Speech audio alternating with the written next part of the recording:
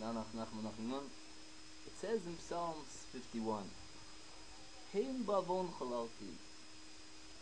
Behold, I was conceived in sin, ubechet yichmasni, and transgression I was seated in my mother.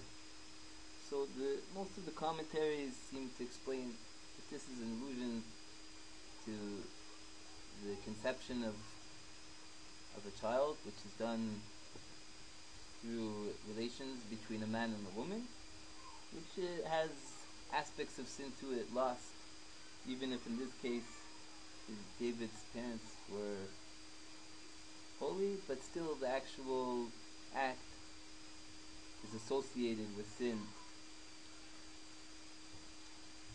However, there is a midrash that says that there was some aspect of sin here. Now, we have to remember that the Talmud teaches that Yishai, the father of David, I think the Talmud says lived for quite a long time, is one of the few people in the world that never sinned. Even still, the Midrash says there was an aspect of sin, which was as follows. Yishai had decided that his relations with his wife was not bringing him closer to God, and for 3 years he had separated himself from his wife, which led him to have a great temptation to live with one of his concubines.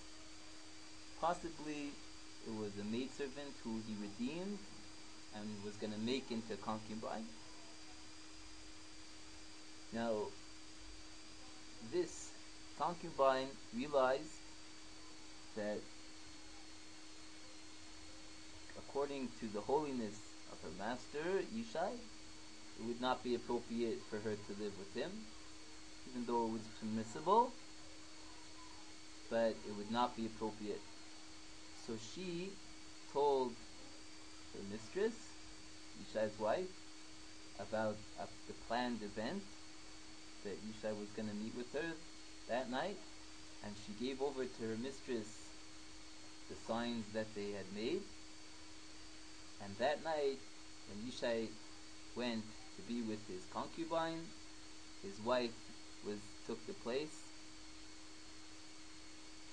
and this is considered somewhat of a sin, even though no sin was done, because when a person is with his wife, he has to be thinking about her and not about someone else. And Yishai was thinking that it was his concubine. So from this relationship of that night, David was conceived. And that's why when David was born, he was suspected to be a mamzer, an illegitimate son, because Yishai knew that he had separated from his wife, and so they suspected Yishai's wife of having relations with someone else, and from there conceiving David. So really they wanted to kill her with her when she was pregnant, but they decided that they were going to keep her, and the child would be their servant. That's what happened. David was born and was treated like an illegitimate son and was forced to serve them and was persecuted by them. And that's why when Shmuel, the prophet Shmuel, came to anoint the son of Yishai, no one thought, including Shmuel, that it could possibly mean that God could possibly have wanted David. And when it became clear that that was exactly what God had wanted,